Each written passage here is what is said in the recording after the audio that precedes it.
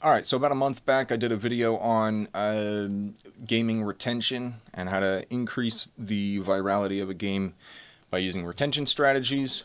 I think that's probably still the most important thing when it comes to going viral, or at least probably 50% of the battle. Been meaning to get around to doing a video covering the rest of this whole virality topic. Or at least, again, the other main things, there's always random little stuff that I don't remember or don't get to or that I don't know at all. But I'm going to get into basically in this video a bunch of additional random things that are going to impact the virality of a game. So we got a couple of different sections here to go through. We're going to be talking about click-through rates. We're going to be talking about interaction rates a little bit, as well as optimizing for specific content types. We've got a handful of different key content types that are popular right now, being live streaming, short form, and long form. What else? We're going to go over, monetization. We're going to talk a little bit about the monetization and restrictions and policies on different platforms, so different kinds of content that you should avoid putting in your game to avoid getting creators banned or age restricted for playing your games, because obviously that's no good. Those are kind of the main things here. So first thing, we're going to go over click-through rate. So while I was doing the retention study, I also pulled the data of, I guess, probably like 1,000, maybe more, thumbnails with their click-through rates and the titles. Let me see how many were in here, and let me also show this. Okay, so this is the spreadsheet. I'll probably try and make a link to it. I'm going to be honest, I pulled all this data, I looked through it, and I could not find patterns. I could not find anything obvious. How many do we have here? It keeps going. Looks like we've got, just over 2,000, ranging from click-through rates of 0.6 to click-through rates of as high as 11.4, which is pretty solid. There's some weird ones in here, Indiana Jones. We got like a Bendy fan game. We got this one here where there's like a hand guy. So, there's a handful of maybe basic things. Spider-Man, hey, I guess people like established IP. Or like the Blob Opera one. Like, what's going on here? I could not honestly find any really, really easily discernible patterns through studying that. So most of what I'm going to be talking about in relation to click-through rate is going to be off of stuff that I've learned just by doing YouTube on my main channel, figuring out what works on there, figuring out what other creators are doing, and just the stuff that I know works in that context. So a quick summary of why this is important. On YouTube, YouTube is the main platform that's going to be using click-through rates to determine what videos are worth promoting. And basically, the higher percentage of people that click on your video or a video about your game, the more likely YouTube is to say, oh, people really like this, people are really interested in it, it's keeping them on the platform longer so we can serve more ads, and so we will push this video to more people because other people will probably like it too. If you have awful click-through rates, even with great retention, an awful click-through rate will tank your videos. So it's very important to have good click-throughs. So the basic process, okay, what is it that's going to get people to click on a video? Okay, step one, it's basically a two-step process. First thing, they need to physically turn their attention towards your thumbnail. So when somebody hops onto YouTube, if they're on desktop and they've got 30 different options for 30 different videos that they could watch, yours needs to stand out. Yours needs to be like a bright light. It needs to stand out so that they actually bring their attention to it. There are a lot of thumbnails that just get overlooked due to dull colors, no interesting objects, no faces, things like that. So that's the first step, physically turning your attention to the thumbnail. So the way that you're going to do that is kind of like I was mentioning. Main ways are color, contrast, and faces. Okay, color, contrast, faces. Those are the main things that are going to get people's physical attention. Just the way that human pattern recognition works, we are we're like hyper-tuned to recognize faces. So if you have a game with humanoid or animalistic characters, which is stuff that we've talked about in branding, so if you've just got good branding practices, then you're probably going to be pretty well set. We've also talked about color a bit, also in like the branding sections, and if you've got good complementary colors, a interesting color scheme, good contrast in your lighting, then all those things are going to greatly increase the rate at which people recognize thumbnails about your game. Okay, and then the next step is that your thumbnail needs to create an interesting scenario or conflict. It must tell the beginning of a story in order to make people intrigued enough to actually want to find an answer to it. You need to bring up a question that only watching the video can answer.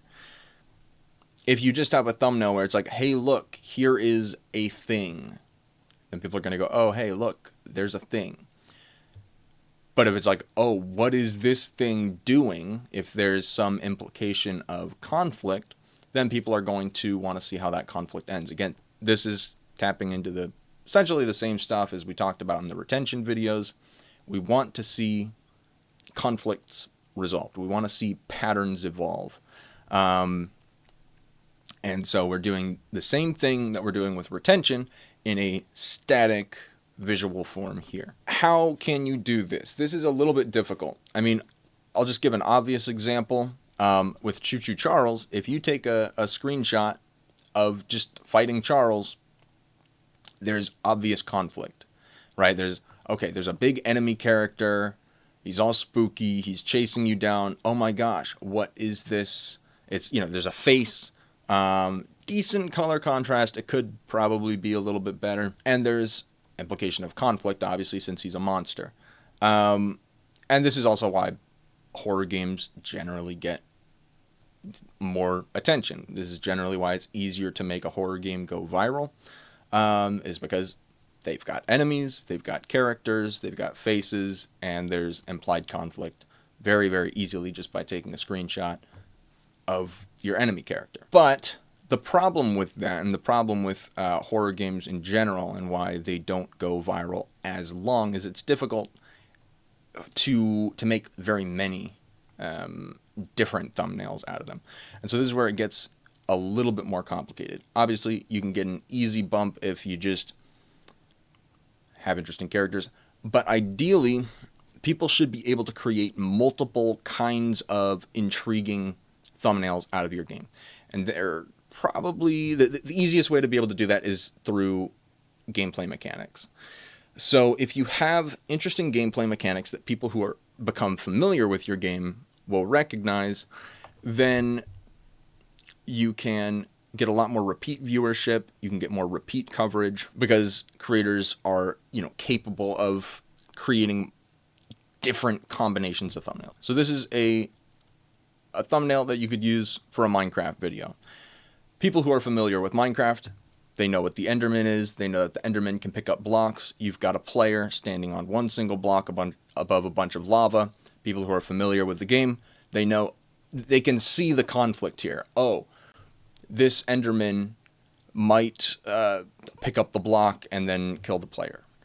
There's an implication of conflict here. Some other ones, these are thumbnails from popular creators. This is a Mr. Beast thumbnail. You got Mr. Beast running away from enemy character. And then, I don't know what the title is here. It's probably some challenge video or something. Day 2. I don't know. I guess that worked in this scenario. Implication of conflict. Similar thing here. This is, again, a lot of Minecraft examples. But, hey, it's the most viral game, pretty much. So, it's pretty relevant. This is a dream thumbnail. We've got one single player surrounded by, 5 other players who all have better armor. Again, if you're familiar with the game, then this context makes sense, and it makes it gives creators the potential to create more interesting, more creative thumbnails and create content about your game for longer. And that is a massive, massive multiplier. Okay, so that's kind of the main stuff around click-through rate. Again, main things are good characters for faces, good colors to get people's attention, interesting mechanics that can be portrayed in a way that makes people interested. All right, so now we're going to talk more about optimizing for specific content types. So each category follows, it's a lot of the same basic principles, but there are some slight differences in the way that certain content is displayed and watched. So first thing is long form content. So this is just going to be mostly YouTube videos. You've got like emergent gameplay that kind of creates and tells a unique story that promotes creativity and that creates essentially different potential storylines that creators can work off of. Then that's going to, kind of like we were talking about, that's going to increase the longevity of the virality. And also it's the main platform where you need to be worried about click-through rate. The other big one is that YouTubers, and this also goes for live streaming, usually YouTube creators are going to have a face cam down in the corner of their screen somewhere. It's going to look something like this, or like this, or like that, or something like that, right? So ideally, so what I do is I keep all of the corners of my screen, like my UI in my game, I keep them clear of important information. That way, a YouTuber can put their face cam anywhere on the screen and they don't need to edit it and move it around and do a bunch of random stuff in order to make sure that, people who are watching can see all of the relevant information.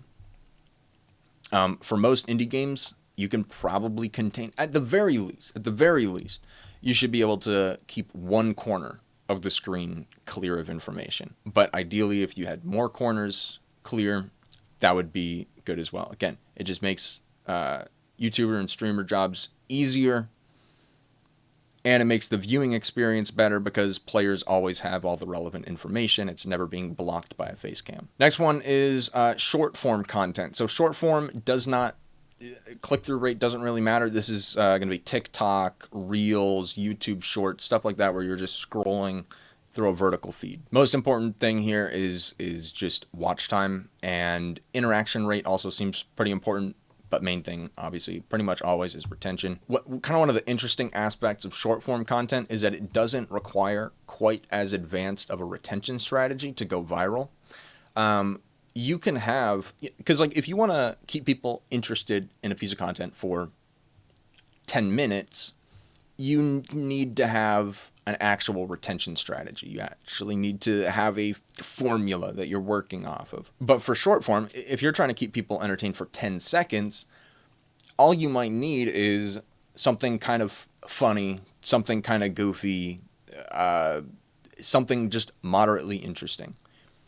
You don't necessarily need a super advanced long form strategy for short form content. So if you've got, like something that I've done in Cuff Bust is, in addition to all the long form strategy that I'm implementing, I've also got a lot of just random small things in the game, small jokes, small Easter eggs, and just kind of funny mechanics that I think people could make interesting short form content out of. Basically, if you're familiar with the concept of clip farming, I'm basically adding clip farming to the game. Clip farming as a feature. That's a good thing to consider. And then the other big one is that your game should still look good and be readable in a vertical portrait orientation.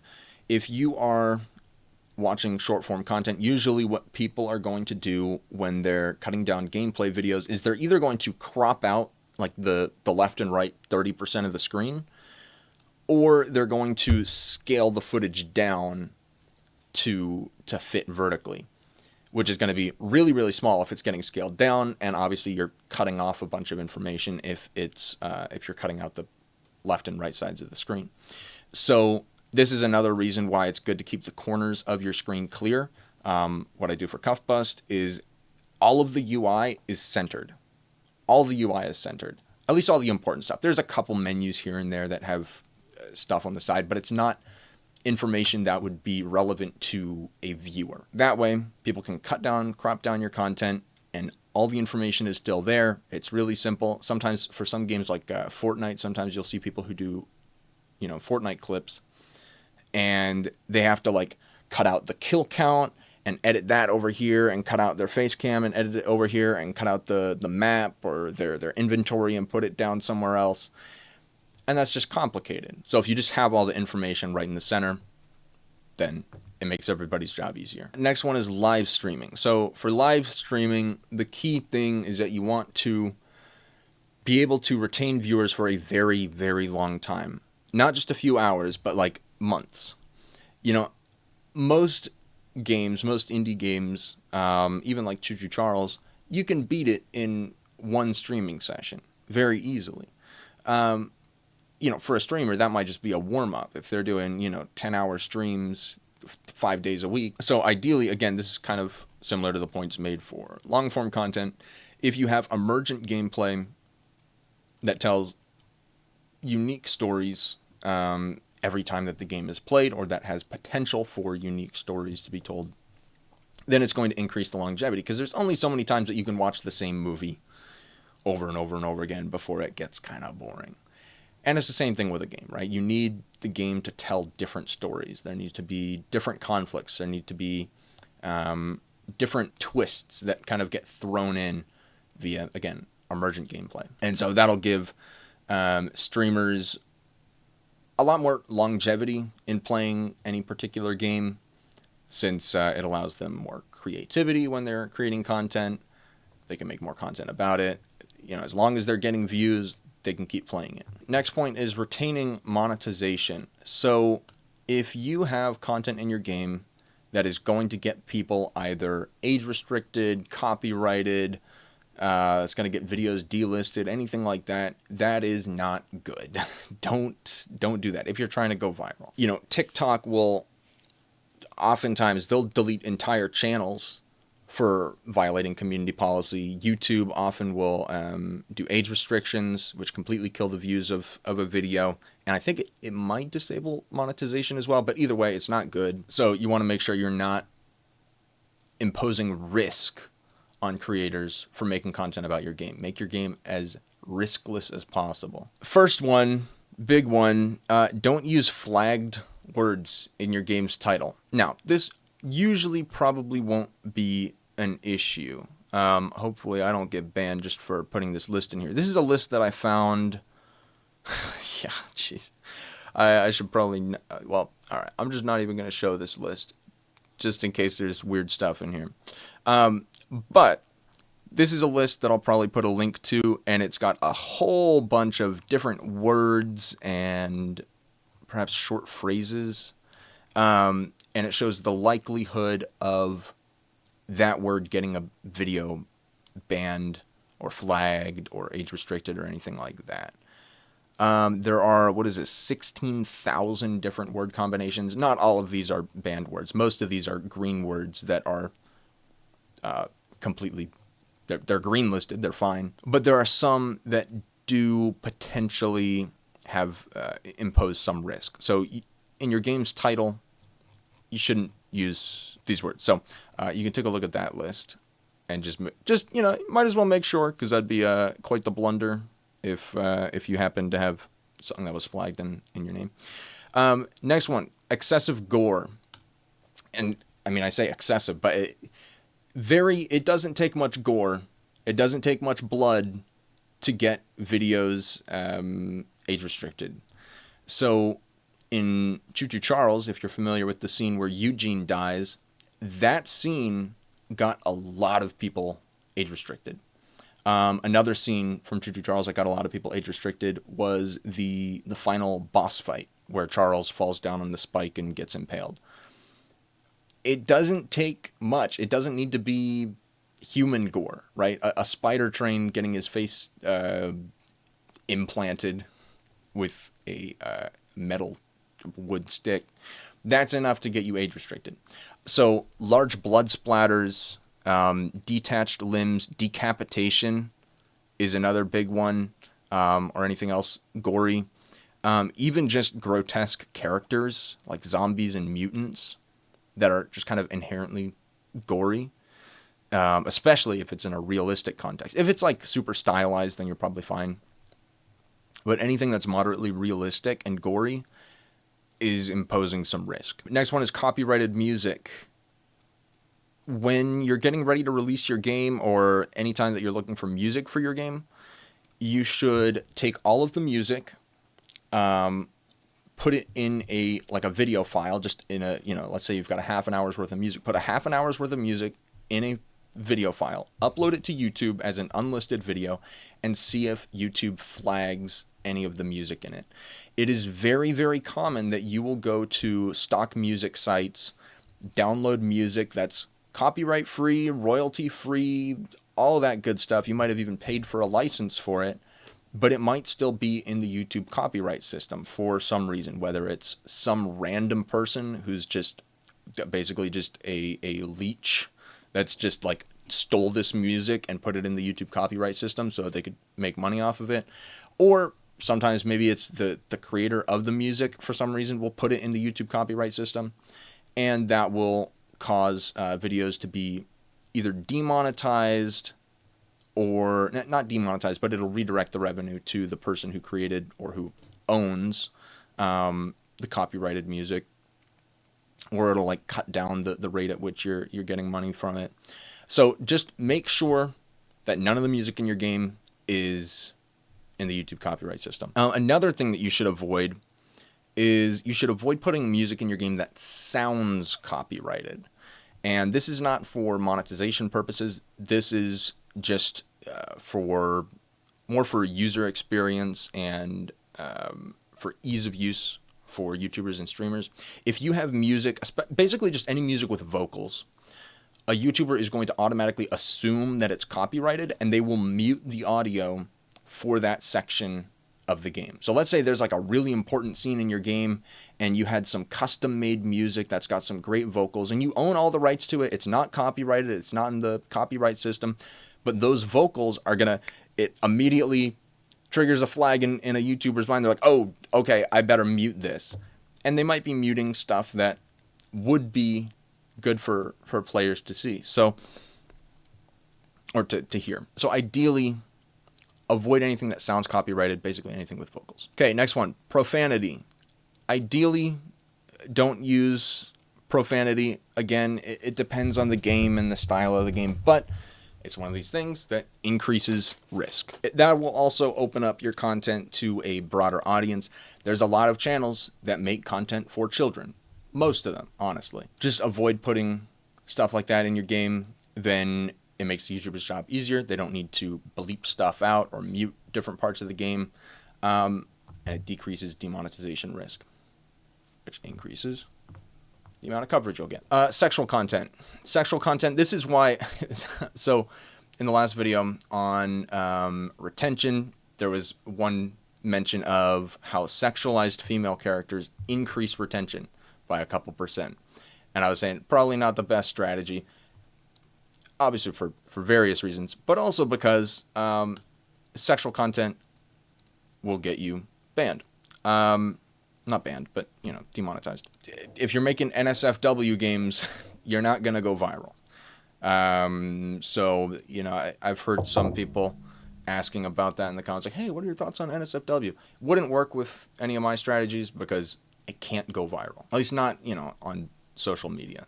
It'd have to go viral. You'd have to get your marketing in some other way. Okay, and then the other one is don't cover intense topics. So especially topics like suicide. This is fairly common in horror games. There are a lot of horror games that'll have like nooses hanging from a ceiling or people hanging from a ceiling because it's spooky. That'll get you demonetized very, very easily. YouTube especially is incredibly strict when it comes to anything that is related to self-harm. So if you're making a more mature game that's covering more intense topics, that's going to be very, very, very difficult to keep that monetized if you're showing, stuff like that. Other things as well, anything relating to like terrorism is also, it's probably risky. Again, it's like these are all things where, depending on the kind of game that you're making, you have to take each of them depending on how much value it would add to the game itself, and the story you're trying to tell, or the gameplay that you're trying to have, or the demographic you're trying to reach, and all that. But when it comes to pure, like, okay, reduce risk as much as possible to increase YouTube and social media coverage, those are all kind of the main things that that I see. You know, and obviously this doesn't mean that you need to make like a kids game. You know, this doesn't need to be like Webkins Club Penguin or something. But you know, just avoiding these like intense things that are going to specifically flag a game or a video is kind of the main thing. You can still have a game that appeals to a wide demographic, to all ages, that doesn't use these like specifically mature visuals and topics and words and things like that. That's about it.